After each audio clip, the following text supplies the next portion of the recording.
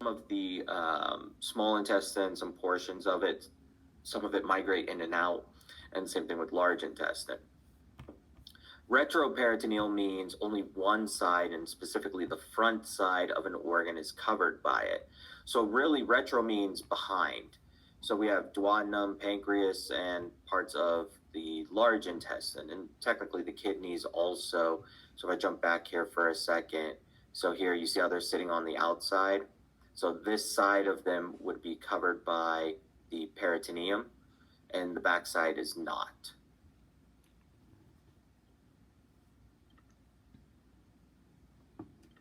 And I have a little list here of everything. So intraperitoneal, okay, liver, gallbladder, stomach, spleen, jejunum, ileum, so on. Retroperitoneal, we're going to talk about all these: kidney, adrenal glands, aorta. All right, we'll run through all of that. But it's just a nice little list of everything broken down.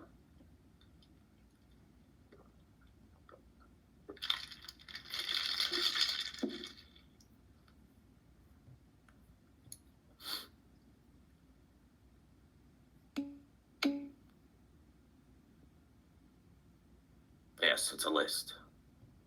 Make sure you know lists. Always, you see a list, learn the list, right? Oh man, and another memory tool here is pucker. And so this is what is retroperitoneal. So pancreas, ureter, colon, kidneys, esophagus, and rectum. Rectum. I said rectum? Rectum.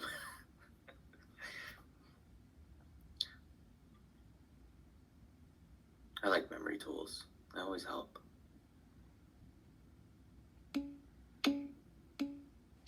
Sure thing. Yes, that list, pucker is retro.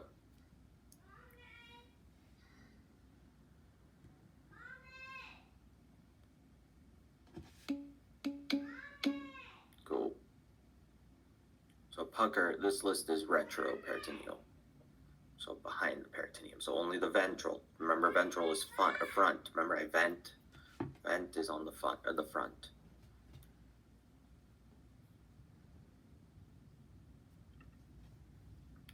All right, so mesenteries. The mesenteries are just those folds, and those folds specifically, like, that's the section where it's just bag to bag. It's not, there's no organ in there.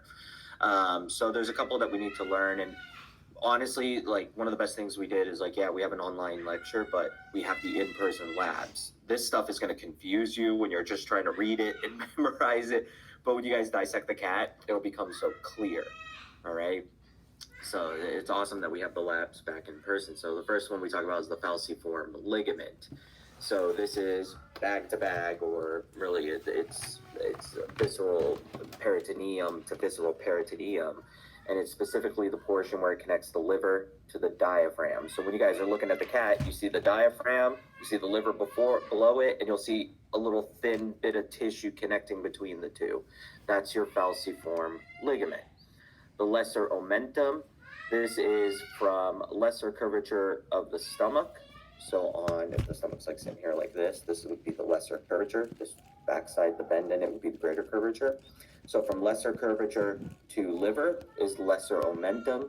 And then the big apron hanging, that big portion of the bag you forgot to put any food in, that is the greater omentum. So it is from the greater curvature, and it extends down and actually hooks to a place in the lower intestine there. So they call it the apron because it just hangs down like that. And when you guys, look at the cat, you'll be able to actually pull it out and have it attached. These would be I want to say it's the portal veins. I am blanking on that. I'm pretty sure it's the portal veins. It is the veins that are going to drain and head towards the liver. And here in the falciform, though, we have I have it on my next slide. Let me see if I can figure it out here. I want to say the falciform has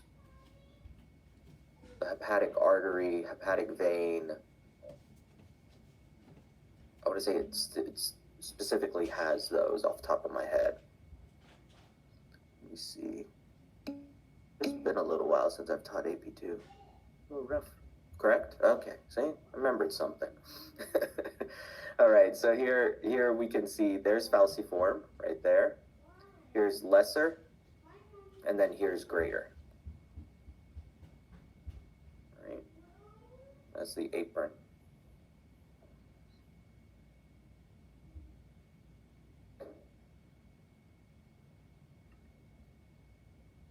So this is the cat. Here's diaphragm.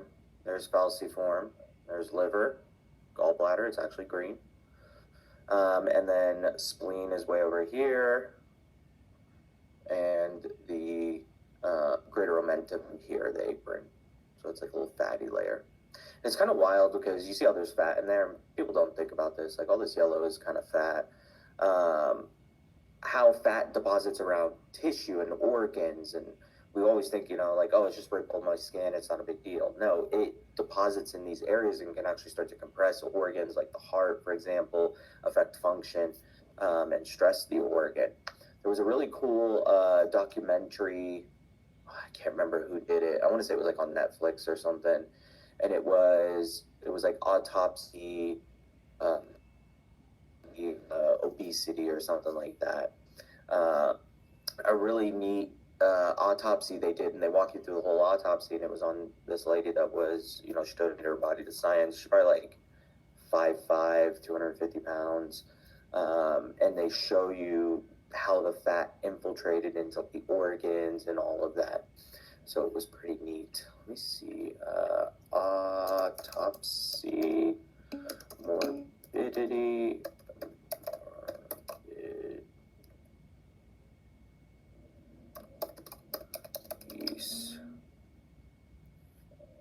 It's obesity post-mortem. I think that's what it's called. Yeah, obesity post-mortem. And you can find the videos online and stuff like that. That's pretty neat. Worth watching. I don't know. You know all of the Netflix. I think this is just like an abridged version. It came out a while ago.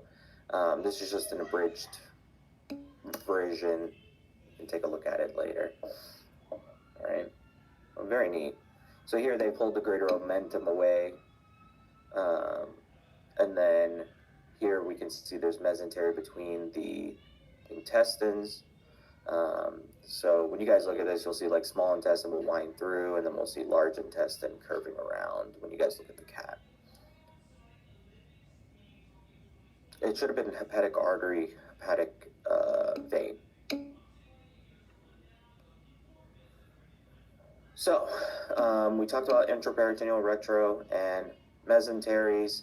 As far as the mesenteries go, we talked about pretty much all of these. Mesocolon and mesentery proper, it's the only two we didn't look at, but those are what are wedged in the middle here. Okay.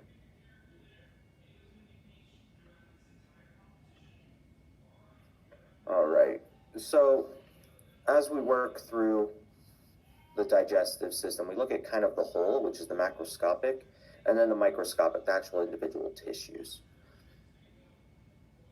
So when we look at anywhere through the GI tract, it pretty much travels with the same tissues as we go through, which are going to be a part of the greater omentum. The mesentery proper, I believe, is, I want to say, hold on, before I tell you wrong, let me just confirm. Mesentery proper. No, mesentery proper is the one that is wedged between, I see where image where I can show you that I have. So mesocolon is here, wedged in between, and then mesentery proper is also here. The greater omentum is this guy. They've cut it here, but would droop and cover this entire area. So they're not part of the greater omentum. They're not attached to it. They are anchoring all of this together. And that's important because we don't think about it, but if we didn't have all this anchoring in here, all this mesentery and peritoneum, and you stood up, all your organs would just fall and start to compress on themselves, and you couldn't move things through it. So that's why we need it for anchoring purposes. It also separates things for infection purposes helps slow infection.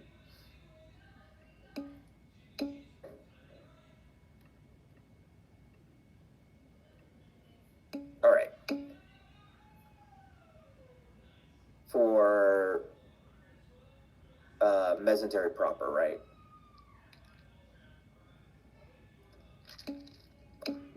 Yeah, mesentery proper is there. And then the mesocolon is to anchor small intestine to transverse, if I'm correct. Remembering correctly. So when we look at the layers, when we're starting to go through all the different layers, the sections of the GI tract, the layers are kind of consistent. Overall, you're going to see mucosa, submucosa, muscularis, externa, and serosa. That's going to be pretty much the same throughout. So those you just need to lock into memory. What's going to change as we go through there is we may see things added or taken out from there, like little components or specialized cells or glands, stuff like that. So that's what you need to learn, like as we go through each section, to differentiate the different sections of the GI tract. Okay. So don't panic about all this right now. We're going to walk through each of these. All right, but mucosa, submucosa, muscularis externa, and serosa. So this is from the most inside of the tube, like in here is mucosa. So if I could reach down in my mouth and reach into my esophagus, I would touch mucosa. As we go further out, that is submucosa. How do you identify submucosa? There's something that's always going to be in submucosa, and that's blood vessels. So when you guys are looking at slides and stuff, a giveaway right away is if I see blood vessels, I'm looking at submucosa. And then in the muscularis externa, that is what is going to help move things. So we're going to see big muscle in there. We're going to see longitudinal circular muscle. That's going to help with peristalsis. That's what's actually moving stuff through the tube. And then on the outside, we either see serosa or adventitia. Serosa is if it's intraperitoneal, adventitia if it's like retroperitoneal, technically, or just outside the peritoneum, we should say. Serosa tends to be more fatty, so it'll look like adipose tissue when you guys look at it on the slides, whereas adventitia is very thin and tight, it's more fibrous. So, mucosa is always going to have 3 structures in it, always. When you guys look at this, you're always going to look for these 3 structures. Epithelium, and every tissue could have a different epithelium. Lamina propria, so that's just areolar tissue. You guys learned about that in AMP1. And then muscularis mucosae. This is a very thin band of muscle, and its whole job is, remember I said those tubes don't stay open, it helps it smack shut. Once stuff has passed through there, it helps it just collapse, tighten back up. Yes, the smooth muscle, the muscularis mucosae specifically. Okay, so you guys, like, before we just learned, oh, smooth muscle, this is just smooth muscle. Now we need to learn, like, the specific names. So, you know, for areolar tissue, you can't say areolar tissue, you got to say lamina propria. Now, if they ask, what is this made up of? Well, it's made up of areolar tissue. Muscularis mucosae, if they ask if it's made up of, yes, smooth muscle. But when they ask, like, what are the 3 layers of the mucosa, you need to list the epithelium, the lamina propria, and muscularis mucosa. And specifically what epithelium, if it is a unique type. Okay. Submucosa, we'll see like connective tissue in there. Yeah, it's a fibrous, that's why I say fibrous, like areolar tissue has all the fibers through there, like the collagen and everything. So it's more like a fibrous, denser tissue versus serosa being more like an adipose, fluffy, nice tissue. More cushioning. Okay. So submucosa, so here, this is where you're going to find blood vessels. That's the big giveaway that you're in submucosa. You also will find, the enteric nervous system, or the plexus. And a plexus just means like a network of nerves. And so these are going to be important because they supply the nervous tissue to muscularis mucosa, the guy above him. And so he's what's helping him contract. Muscularis externa, so in there we'll have inner circular, outer longitudinal. Inner circular, outer longitudinal. And they do peristalsis. They may do segmentation depending on when they contract. There's a plexus there supplying them, and that's the myenteric plexus. For those of you that took micro already, you remember the chaga bug? So in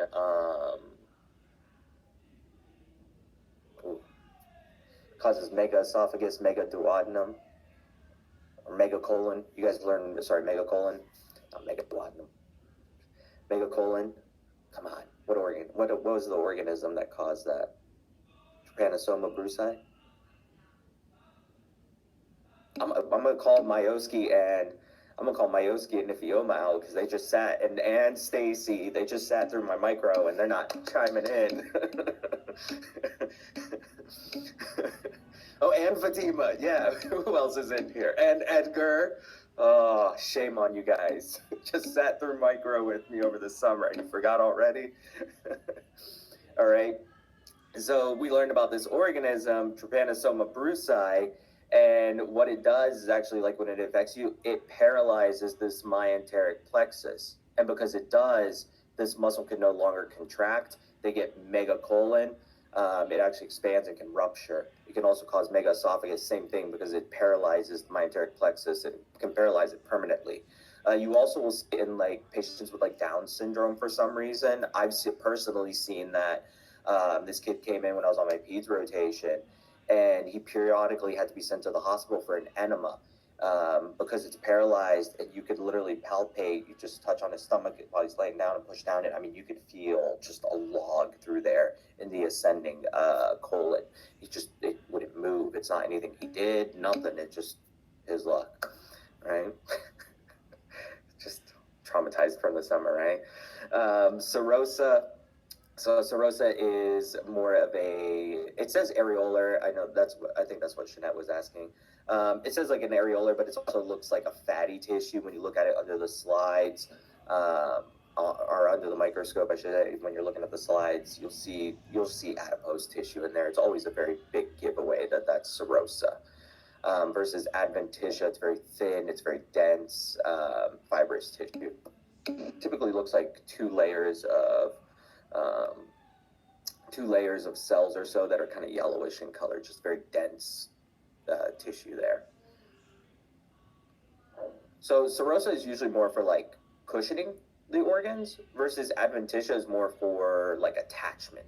It's fibrous, so you can just hold on to things, anchoring. All right, so serosa, areolar tissue, it's also adipose in there. And the beauty of serosa is, if you think about where it's at, it's on the visceral end, and here's parietal. So I've got a gap between the two. And these tissues are going to rub against each other. Well, we learned about in A&P1, like in joints, for example, we have two joints, a synovial joint. We don't want them rubbing against each other, so we put a fluid in there to help with lubrication. It's the same thing, okay? It secretes a watery fluid. The watery fluid is the same thing as synovial fluid in the end. And so the organs would have a fluid barrier between them, and they don't rub directly against each other. So it helps with lubrication, helps them move around more easily, and not get damaged. Adventitia, that is our strong tissue. It's outside. It's a connective tissue. It is more for anchoring. That's its purpose in life. You want to anchor the kidneys to the back wall of the abdominal cavity. Well, I want something strong. I want something to hold it there. Usually it's adventitia there. And that's what you're going to see.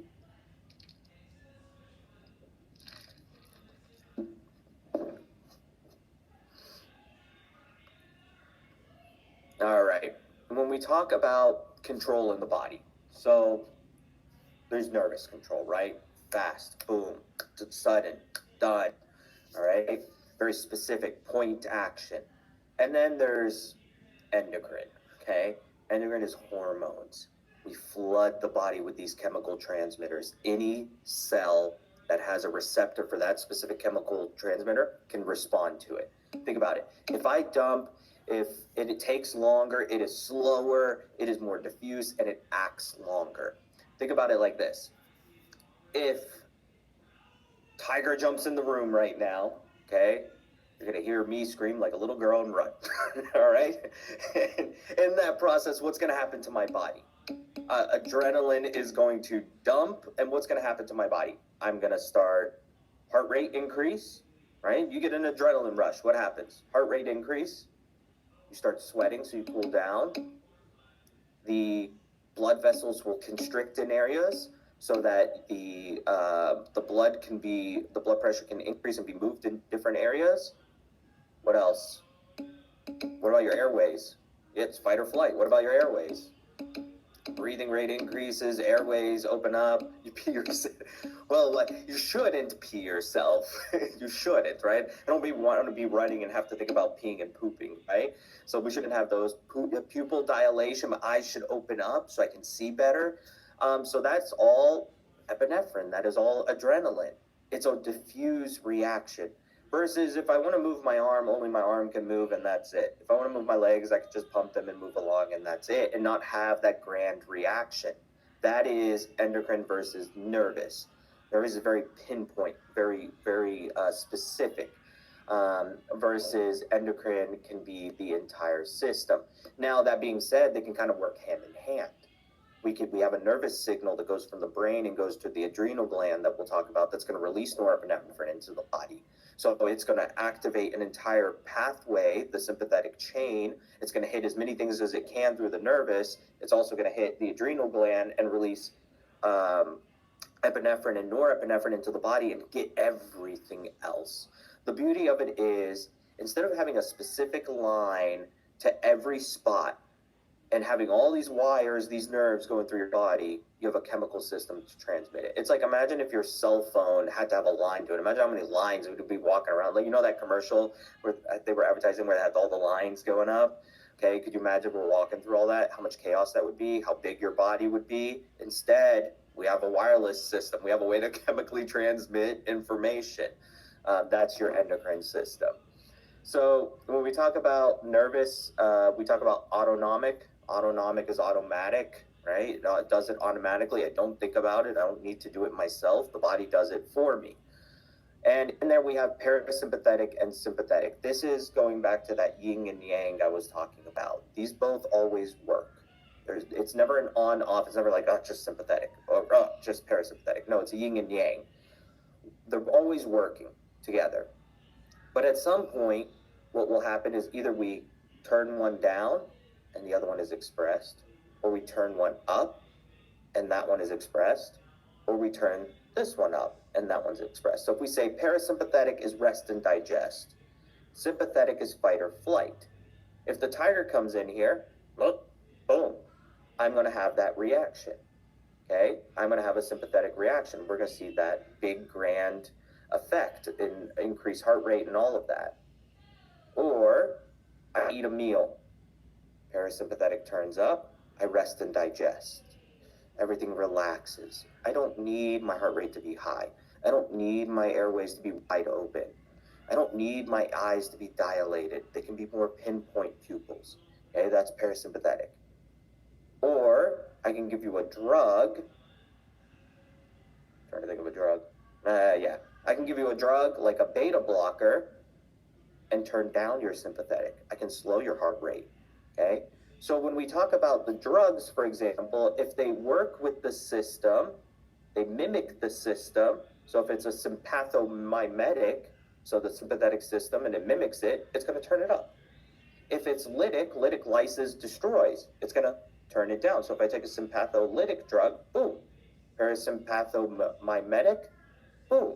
Parasympatholytic, boom. Okay?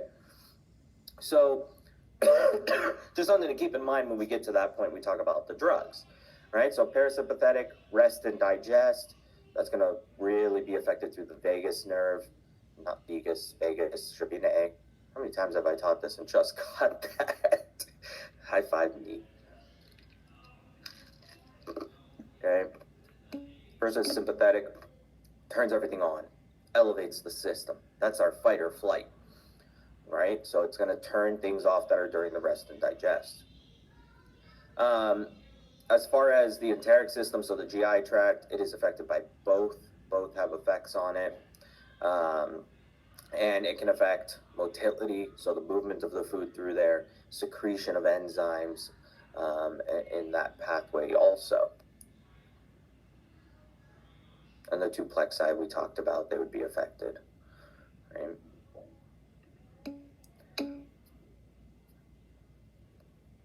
Can it operate solo? You mean like the parasympathetic or sympathetic system? If that's what you mean, yes. Right, I eat a meal, I can just have parasympathetic affect just that area. To an extent. The enteric nervous system, without influence? Yeah, because it can self-influence. Like it can, the hormones, when we talk about the hormones, they can have an effect directly, like locally, not affecting the entire body. So, like, does the brain need to send down the signal? No, not necessarily. The brain does not need to send down a signal to affect it.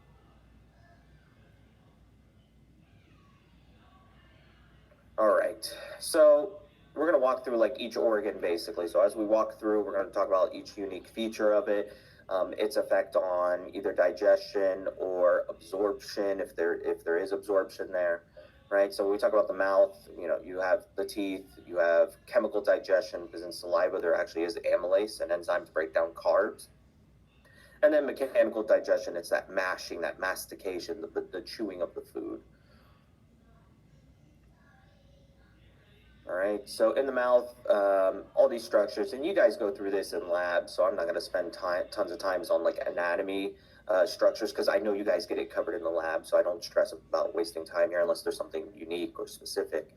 All right, and I think the one thing that we would talk about here is the tonsils, and so here there are cells that sit in here and monitor your environment. They help stimulate your immune system, so they are great for that. A lot of us have had the pharyngeal tonsils removed. Those are the adenoids, and the palatine tonsils, that is the typical tonsil we talk about that have been removed. I had both removed.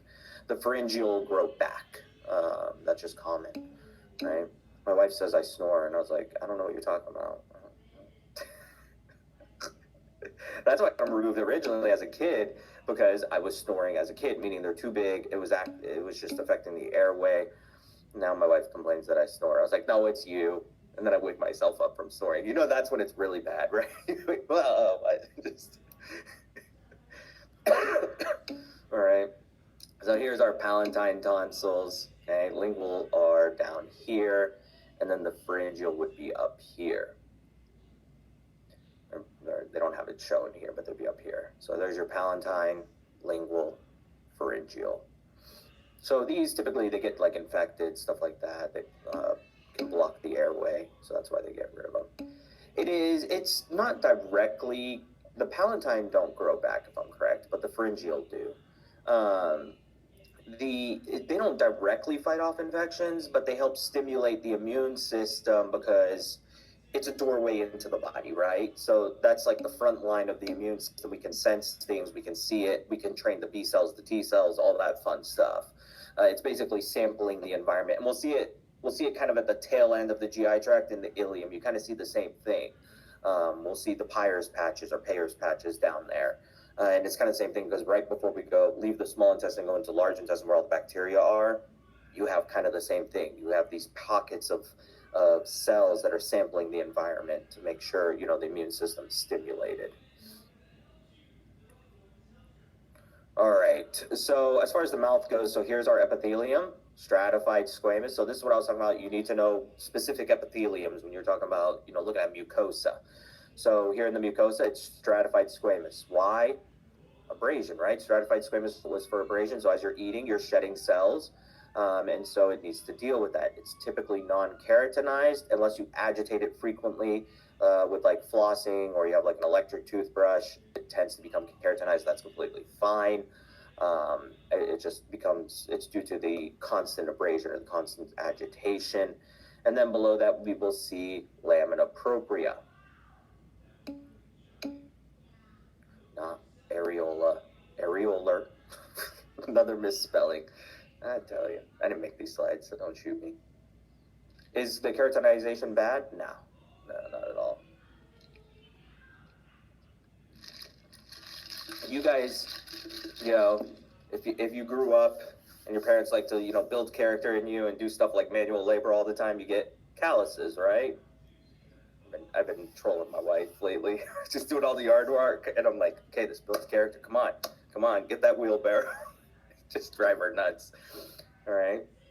Oh man, we were wheelbarrowing dirt. We were taking dirt to the backyard, and like I filled it up for her. She's like, "Oh, I got this one," and she's like, "Go." She takes 3 steps away from the truck, and then boom, her and the wheelbarrow just go over. I'm like, "What are you doing?" And apparently she did it again last weekend while I was up front. She was dumping the wheelbarrow while I went to get the next round of dirt. She's like, "By the way, it's a good thing you weren't back here. I fell over again." It's like, no character. When she beats me up, her noodle arms can't take me. I told her she has noodle arms. We were carrying like a TV when we first moved in, and she's like struggling. She's like, "I need to put it down." I was like, "Come on, noodle arms. What are you doing? All right, so pharynx, we talked about this, naso, oro, and laryngeo. As far as the histology goes, the epithelium here is pseudostratified ciliated columnar, and that's important because the cilia help beat, there's mucus, and it helps, when debris gets caught in there, it beats and moves it out of the way. In the oropharynx and laryngeo, we move on to stratified squamous because food's passing through there, so it needs to deal with that. And we'll see there's longitudinal and circular muscle because we need to move food, and we need to have peristalsis.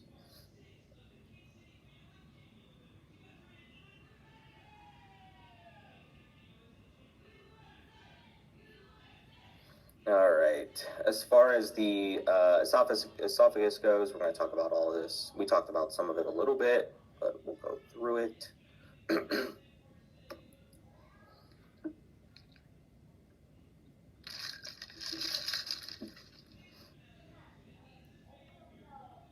All right. So here's the esophagus. That's it there. What's up, Stacy? There's a question that says, how is the salivation controlled? Would I say parasympathetic system, or I would say the gland, the salivary gland? Which would be the answer? Because it says, how is salivation controlled? I don't know if they want me to say. They want specific. Yeah, go specific there. So say the salivary gland. I would say parasympathetic. Okay. Yeah. Because the gland itself isn't doing the control per se. I mean, it's deciding when to release, but it's stimulated in order to release. It can't just release willy-nilly. It needs stimulation. All right. So as far as the esophagus goes, so we can see it's passing through the thoracic cavity here and then past the diaphragm through what is called the hiatus. It's an opening here that allows it to be passed through. When you guys dissect the cats, you'll see there is parietal peritoneum that will go. Is it parietal? Not peritoneum. It's a parietal layer. It should be pleura. Yeah, it's fine. Basically, will be continuous here and seal this off. Because if it's not sealed off, and we talk about the diaphragm muscle will pull down. You need to create suction. You need to have vacuum in there to pull air into the lungs. So it has to be sealed off. So that's the hiatus. Okay. Upper esophageal sphincter, we talked about that. Lower esophageal sphincter, and then there's our esophageal hiatus.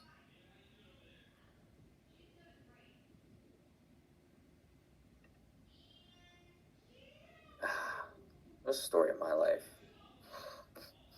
Just fool the body, right? Okay. Oh, that's annoying. We can't click on it. What are carbs? The opening, the hiatus. Whoops. So this opening has to be sealed off.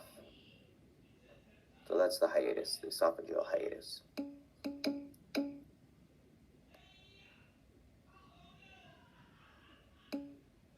It could could, Rebecca, if the hernia is big enough. Typically, the diaphragm hiatus, the diaphragm hernias are going to affect breathing.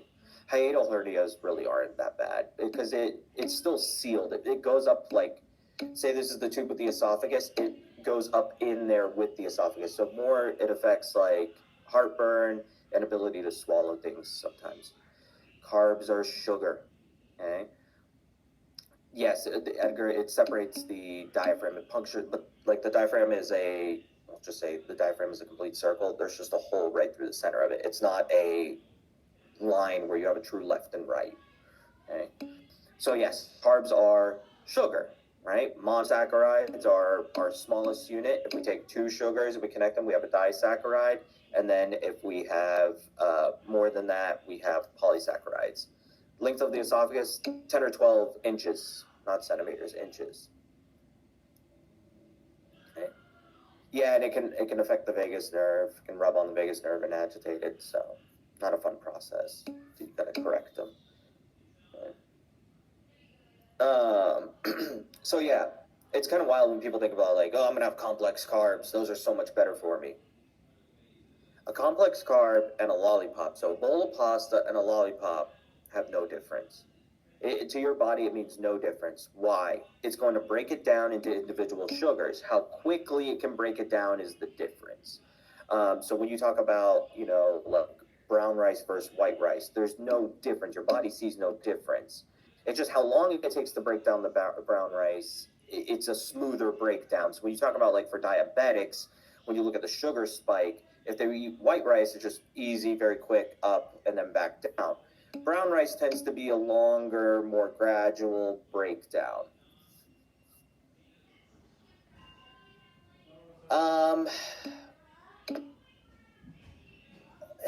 Could mechanical digestion break it down?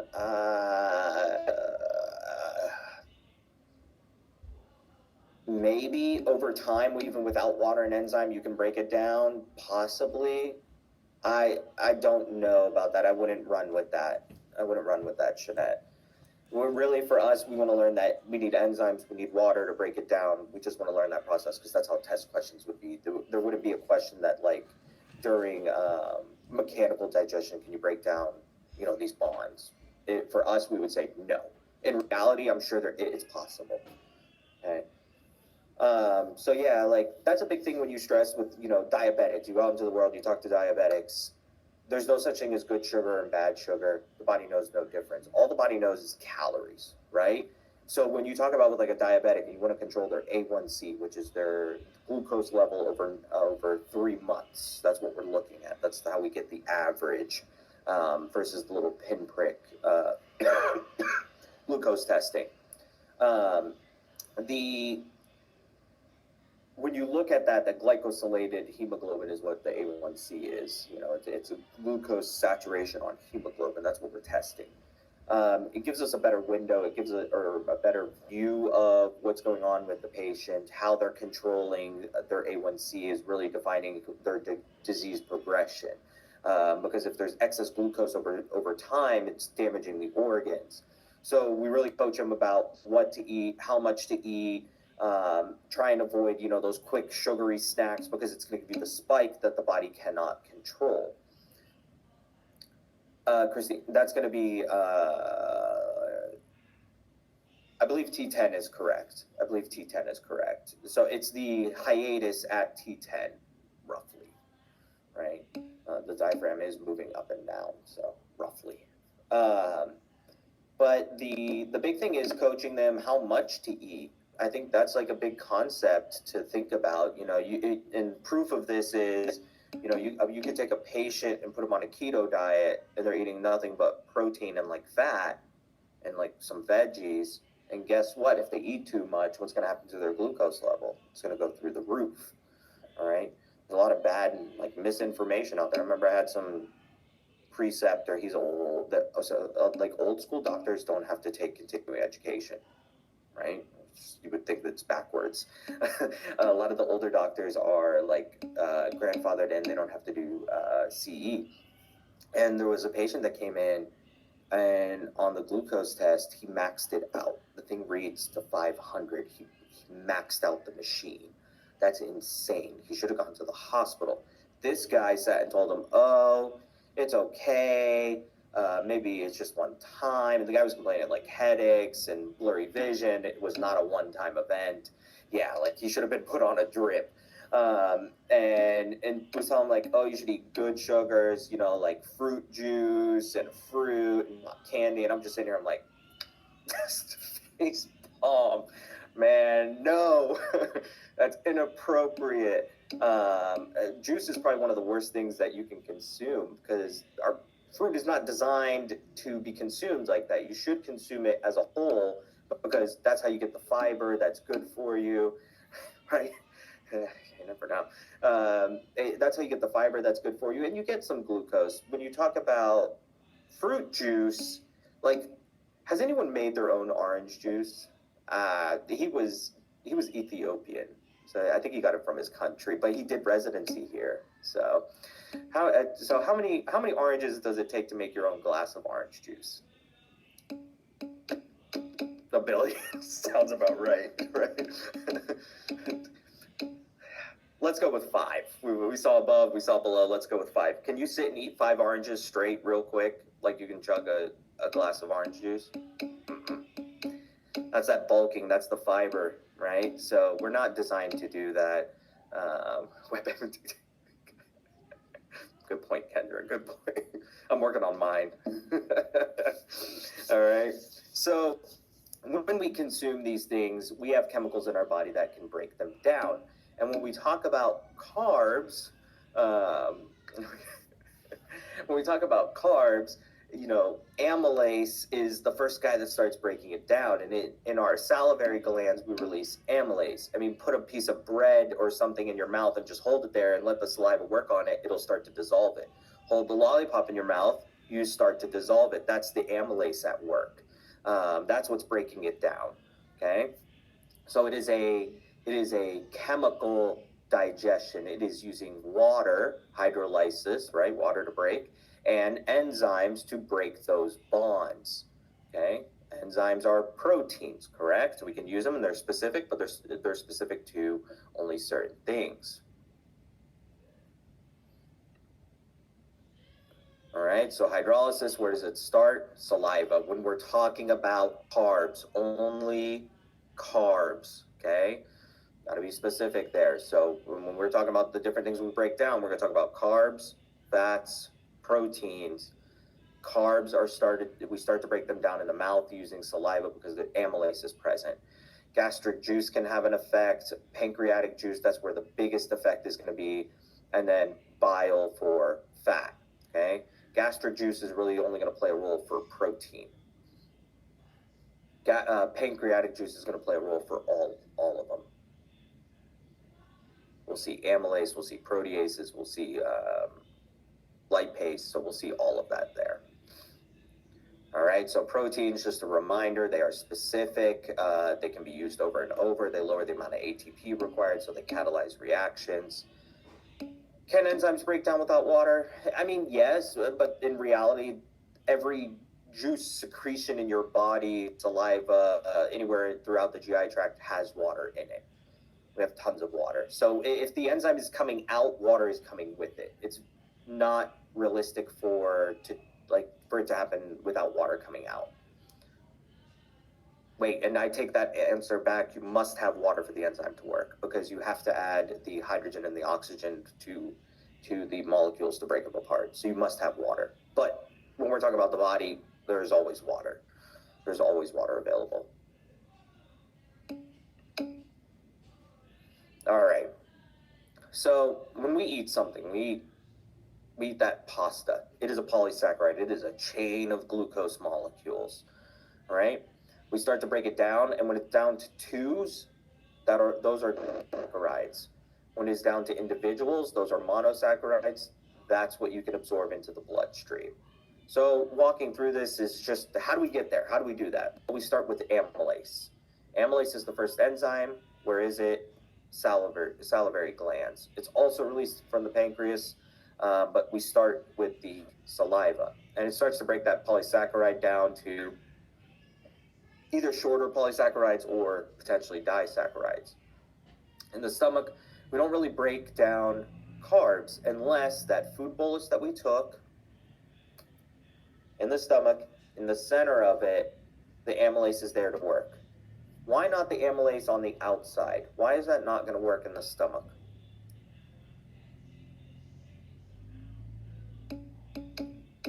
The acid. What's it going to do to amylase? Denature it, exactly. It's going to denature it, it's going to destroy it. Once you lose your nature, you lose your function with proteins. With proteins and enzymes. All right, duodenum, we're going to see that pancreatic amylase. That's the big guy, the big gun. At that point, tons of it will be released. And then as we progress through to the jejunum, we have what are called brush border enzymes. Basically, when we look at the jejunum, there's like little fingers, and so they create a brush border. And in the little fingers here are these little enzymes sitting there. So we have lactase, sucrase, maltase, and they break down the disaccharides. And say you get usually it's after a nice GI infection, okay, you get a little bout of diarrhea or something, usually it's virus related, the body stops making lactase and you become lactose intolerant. So when you eat or drink the milk, eat the cheese, there's no lactase there, you can't break it down, this disaccharide travels through, it's a solute, water follows, explodes with diarrhea. A lot of your fake sugars that we talk about are nothing but disaccharides that we just do not possess the enzyme for. Because it is a disaccharide, we can't break it down to a monosaccharide, can't absorb it. That's why it has no calorie content. You just can't absorb it. I mean, that's all cellulose is. Cellulose is a carb. So your celery is a carb, you just can't break it down. It's a polysaccharide that you can't break down. We do not possess cellulase to break it down. That's all the difference is. The brush border stores the enzymes, the disaccharadases, or these lactase, sucrase, maltase, that break down disaccharides. The brush border itself doesn't do it. It's just located in the brush border, okay? And it's made up, the little fingers are called microvilli. Forgot to mention that. That's the little fingers.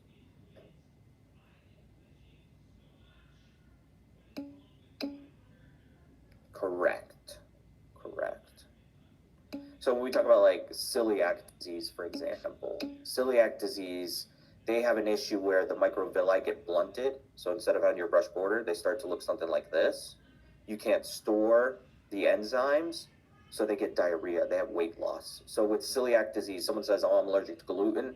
To be allergic to gluten, you must have diarrhea. You can't have weight gain, right? We were talking about it. You can't have constipation. Correct, Christine. Correct. Exactly. So a lot of people will come off lactose for a while, go back to it. And that's why a lot of us inherently will develop a lactose intolerance over time, especially certain cultures. I want to say it's a lot of like Middle Easterners. I want to say African Americans. It's common to develop lactose intolerance as we get older. And it just has to do with like as a kid, you drink tons of milk and cheese and stuff like that. And we get older, we're not good about that. I still try and stay on my cheese, with my wine, you got to keep the food groups together. All right. For this area, Jerry, we're going to talk about, just these guys break down carbs, lactase, sucrase, maltase. Okay. Yeah, so Christine, like the more the body's lazy, it's not going to produce in enzymes. Oh, there's a question. Sorry, let me jump back to your question. I think we strictly talk about. Yes, there is, but we have to activate them. They're not like active. We'll talk about that. Pterokinases and stuff. We'll talk about that. There is to break down proteins that are also brush border enzymes. So that's the thing. The body's lazy. It's never going to produce something it doesn't need to. So if you never eat lactose, you're not going to produce a lot of lactase. You eat, some ice cream, out of nowhere, boom, you're going to get some diarrhea. But if you step it up, the body will slowly produce it. Okay. A great example of that I always like share is my wife had she had eye surgery. She had PRK, and she had to use the drops and use drops, and she kept on getting dry eye. And after a while, I told her, I was like, you just got to stop using them. You got to wean yourself off and just stop using them. And once she did that, boom, her eyes started producing tears again. Because she was giving it artificial tear, there was no reason to do it. Correct, Danielle. They go right through us, and that's why when you eat too much of those sugar-free gummy bears, you get a very nasty diarrhea. That's what it is. And it even says it on there because it's very easy to consume high volumes of that sugar, and that's why. But you, yeah, me, I live that struggle. Oh yeah, those had I forget what an Olestra. Olestra's a Olestra. That's the nasty guy. It was a fat that you couldn't break down, and it causes horrendous diarrhea. We'll revisit that comment in a few when we talk about lipases. All right, so here's pancreatic amylase breaking down things, and then we have maltase, sucrase, and lactase here in the brush border, and they help break it down to glucose so we can absorb it. Because now once it's these individual monosaccharides or monomers, we can pull it in. Yeah, you drink enough diet soda, you're gonna have a good time too. All right, so here we're looking at the individual cell. Here's the lumen. So this is where the food is passing through. And we need sodium to pull the sugar in. So that's why it look like, for example, Gatorade. Yes, you've lost a lot of sodium, and you burn a lot of energy, but they give you sodium and sugar so that you can absorb it very rapidly.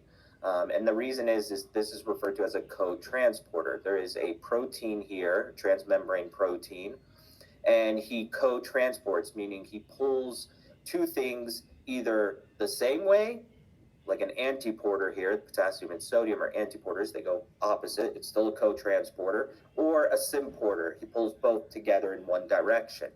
So here the sodium glucose pump is a co-transporter or symporter. Here, potassium and sodium are going in opposite directions, so they're antiporters. They're going opposite.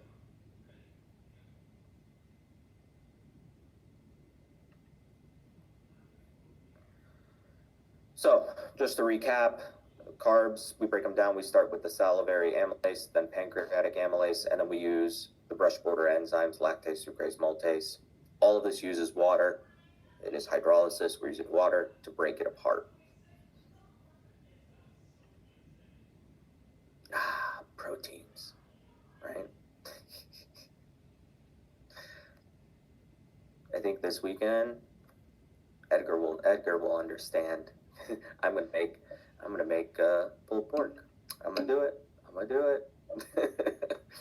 I got like a new smoker over the summer, and that's my new jam. I made brisket recently. It was so good. Oh yeah. I heard someone they said inject it with whiskey. I was like, ooh. It's supposed to have like a sweet flavor as it burns off. Yeah, instead of coffee, I gave up the coffee. I started smoking meats. So I love my protein, right?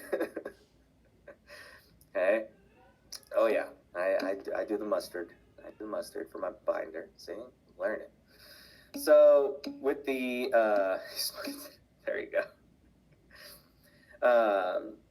So with the proteins, it's kind of wild when you think about all our structures in our body that are made of protein. I mean, like all your cell structures, your hair, and just protein everywhere, right?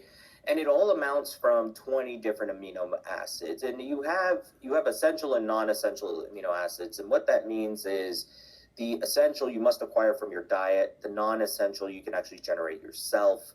It is, I believe, 11 are non-essential, 9 are essential. That means you must acquire them from your diet. You can actually build some of these on your own, but otherwise you eat a protein, you break down that complex protein structure into individual amino acids, and you use it in your body. So like I drink a protein shake to basically meal replace and hold me over through part of the day. And it always cracks me up because when we get to this topic, you always see, the meatheads in the gym, and they're like, yeah, I just wouldn't finish my workout, gotta get my protein on, right? And they drink it and thinking it's going to work in that moment, and it's not, Okay, it doesn't work that way. Even though you're drinking like almost your aminos, your amino acids, you're drinking it, it's already kind of broken down. We've skipped some of the enzyme steps. You still need to absorb it. You need to send it through your bloodstream. You need to send it to the cell. The cell needs to decide it wants to build more actin and myosin, and it takes a couple days for that process to happen. Okay, that is not I just consumed it and it's going to be used in my tissue from a couple days before. If they had protein, yes, that would be used. Okay. So when we eat, the steak, it is a polypeptide, and we need to break it down into the individual peptides or the individual amino acids. Here, there is no enzyme in the mouth that works on proteins. The first spot that we start working on proteins, stomach. Why the stomach? Acid. Acid denatures proteins. So it would make sense that we work on it there. And then we move on to the duodenum where the pancreas is, and he dumps in pancreatic enzymes, and we really start working on it. So, think about this. We just said acid breaks down protein. Crush course? I don't know what crush course is. Like Khan Academy, I'm assuming. So,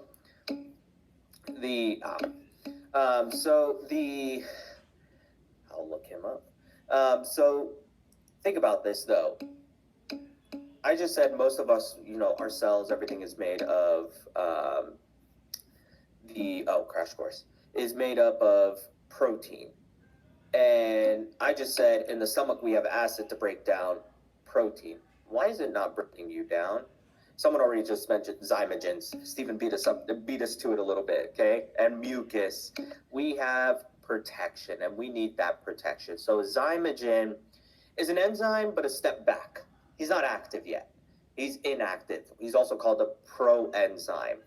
He will be secreted out from the tissue, inactive, and then something else will activate him once he's in a safe zone. And what I mean by a safe zone is, say my hand is my stomach wall, this is protein. Let's just slap some mucus on there and protect it. So now there's a layer protecting the protein from the activated enzyme on the other side. So what we secrete, the zymogen that we talk about, is pepsinogen.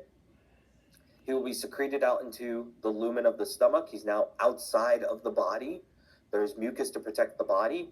We'll activate it with HCl, okay, acid, and it will become pepsin. It is now active and ready to work. It is now an enzyme that is ready to work.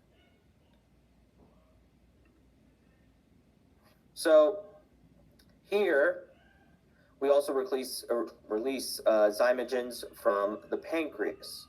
And there are some brush border enzymes, okay? Don't get confused by this, all right? There are some brush border enzymes here. There are also zymogens that they need to be activated. So here's what we do. We release the zymogen trypsinogen. He becomes trypsin. And the way he becomes trypsin is by the brush border enzyme enterokinase. So enterokinase takes trypsinogen that came from the pancreas, came out, activates him, he now becomes trypsin. Trypsin in turn is going to activate some other some other enzyme or zymogens that have been released, and that is chymotrypsinogen and procarboxypeptidase. And he activates these, and then they become chymotrypsin and carboxypeptidase. So it's a cascade. And the reason it's a cascade is to protect the tissue. We want to get it out of the body into the lumen, as technically out of the body. There is mucus in here. There is bicarb. There's all kinds of protection. Bicarb doesn't really protect in this case, but there is mucus and fluid to protect it from getting to this protein layer. So we release trypsinogen. The brush border enzyme enterokinase activates trypsinogen into trypsin. Trypsin in turn activates chymotrypsinogen into chymotrypsin and procarboxypeptidase into carboxypeptidase. Now these guys can work on breaking down proteins. They're proteases. I think it's much easier to learn from this image right here than it is to learn from the wording. I think the wording is just drive you up the wall, right? The image is much easier. So trypsinogen comes out, enterokinase activates it, it becomes trypsin. Trypsin in turn activates both of these into their active forms. Those are going to be towards the end in the end of jejunum, right? Here we go. The end of jejunum, and they work on breaking the last little bit down. That's all. They're like the fine tuners. And they're just tweaking that last little bit. So these are your brush borders, specifically dipeptidases or proteases, aminopeptidases. Sure.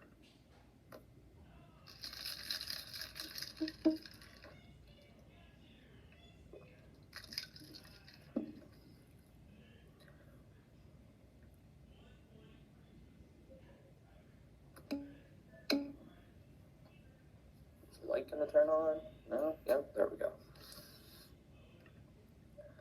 All right, we looked at this, well, we looked at something similar for glucose, but it's the same thing. We use a co-transporter, sodium, with the amino acids to pull them in and allow them to enter into the bloodstream.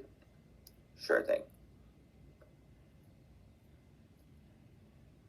And I forgot to mention, guys, just to make sure we're all on the same page, you know, because I know some of you are new to our campus, are new to our school, that at the start of today, you should have had at least half of your lecture notes completed for digestion. That would have been your goal. If you're not at that point already, you're behind. You're falling behind already. You're just building that road brick by brick for you're going to take a W, a D, or an F in the class. We don't want that, right? Our goal is to get those A's and B's. That's what we ideally want. So you gotta be proactive. Don't wait for the weekend and that's what I'm going to study and that's what I'm going to do it. The brain doesn't work like that. Work a little bit every day. Break it down. So by next class, you got to have the digestion finished. You need to be working on metabolism already in your lecture notes. Watch those videos. Remember, don't rewatch over and over and over again. Okay? Be proactive.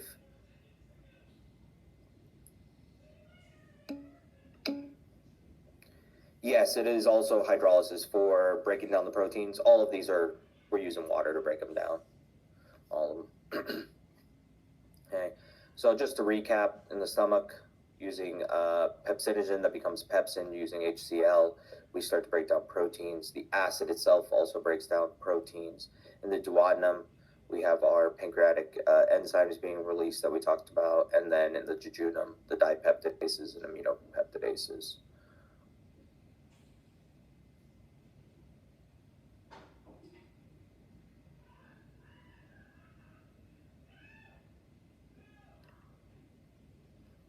All right, digestion of fats. So how do we break those down? You need to know the nerve number and name. All right, because I know like when we get like throughout the semester in AMP2, if we get a question that asks for like a nerve and you just give me the number, I have to give you partial credit. Like in our key, it'll say that. So always know both. Sure.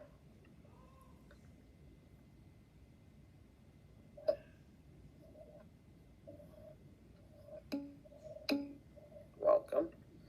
So when we talk about fats, you know, you learn about triglycerides, the glycerol head, the 3 fatty acid tails, and we need to break it down into a monoglyceride and then the 2 separate fatty acid tails. And how do we do that?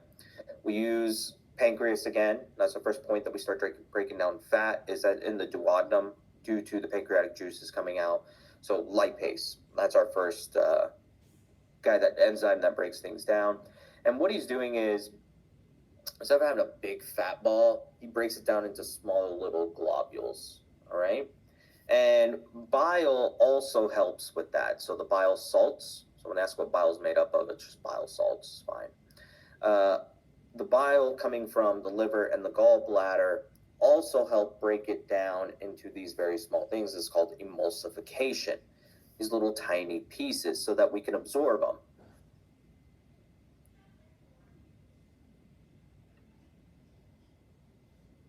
All right, so it's not an enzyme, just a solution. What's in there is bile salts. What it does is emulsify, which means break things down smaller, specifically fat.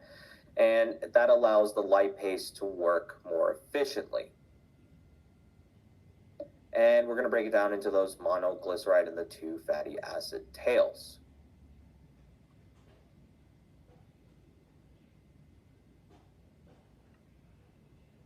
And that's what we're seeing here. Here's the big fat globule. Here's the bile working on it. And it's making it into smaller little pieces, so now the lipase can attack it more efficiently.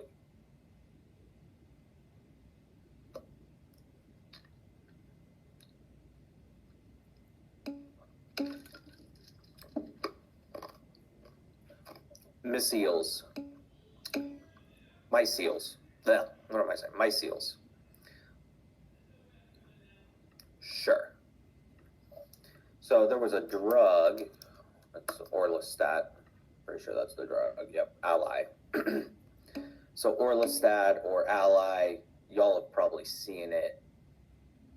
That is like the worst drug invention ever. Here, I'll so you guys can see what it looks like. All right. Yeah, worst drug ever. It blocked this process. And by blocking this process, you don't absorb the fat.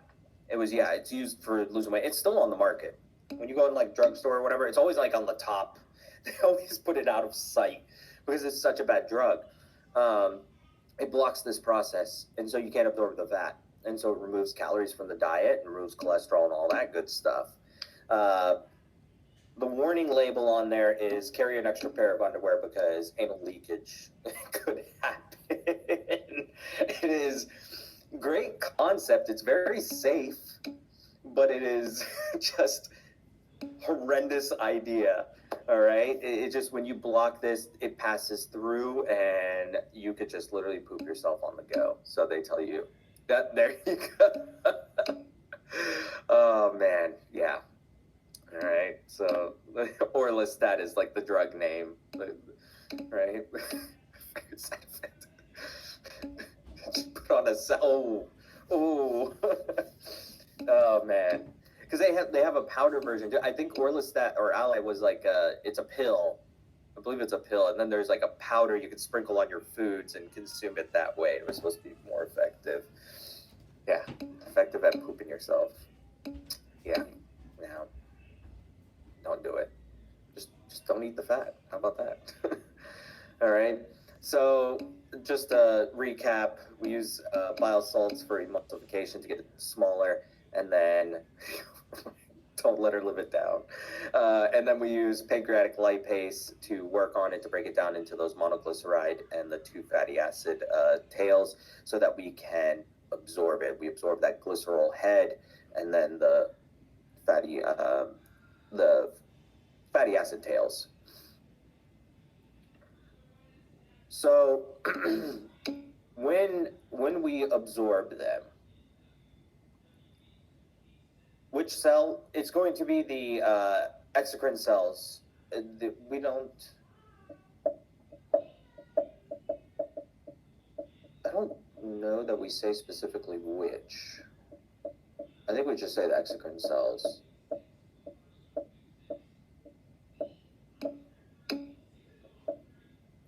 It's not. No, Langerhans is going to have alpha and beta.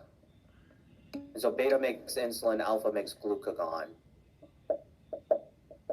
I want to say chief, and that does not sound right. Why am I blanking on this? It's the exocrine cells. I don't know that we say specifically. Yeah. Let me just do a quick Google. I could just be blanking. Exocrine cells of pancreas. Acinar. We just call them acinar cells. ACINAR. Yeah, it's the acinus. And you guys, if you've gone to lab already, I think you may have gone to that point. So it's the acinar. Yeah. It's in the lab manual for sure. I don't know that it's in the lecture notes per se. No, hepatocyte's going to be a liver cell. That's going to be a liver cell. Yeah, I don't. Oh, there is a question about it? Okay. Thanks, Amanda.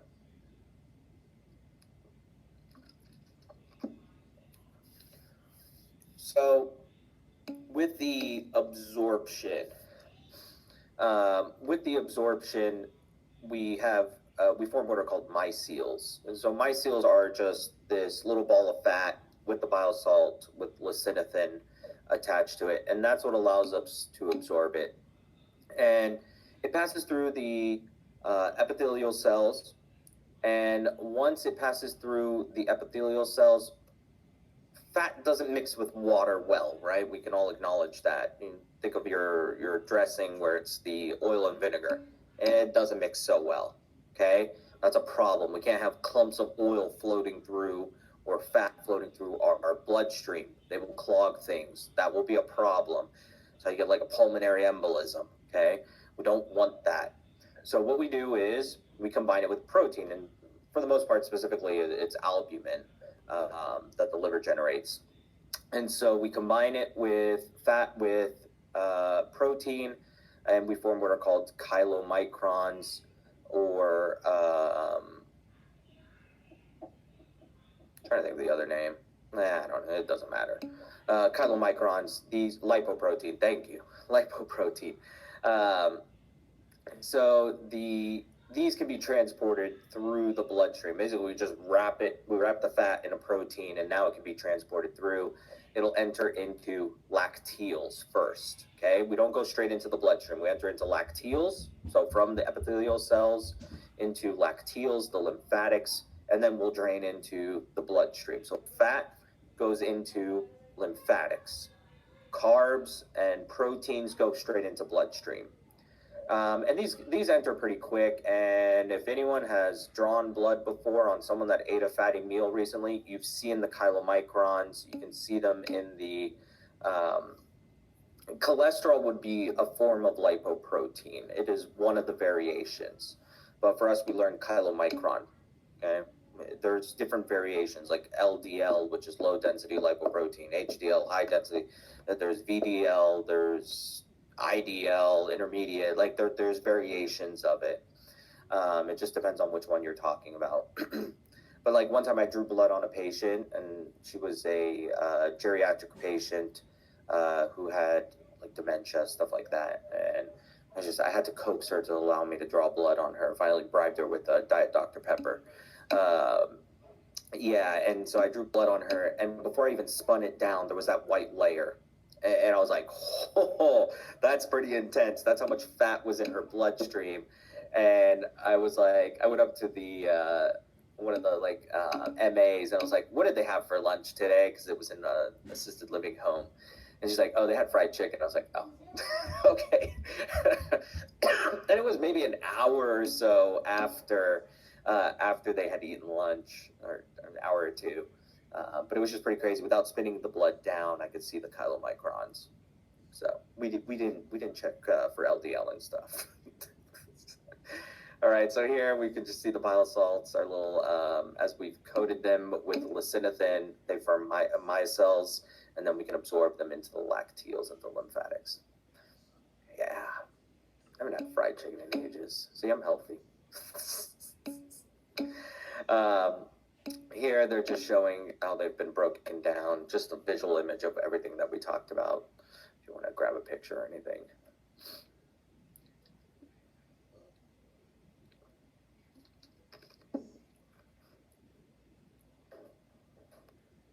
Oh, we're over on time. I am sorry. Ooh, I need to run. I just realized what time it is. We're on a roll. Sure. Hey, Alicia. I didn't realize you were in here. Another one of my victims. Exactly. All right, guys. I have class at 11:30. Otherwise, I would stay and run over. So enjoy your weekend. Study. Get ahead, guys. Because you see, at the very beginning, we have to keep a really strong pace. It's just there's so much in the beginning. So, why, hello, teacher of the month. It's Mr. Height. He just walked in. We're in class. We're wrapping up. How you doing? It's my AP2 students, my victims. I'll see you guys. No, you're good.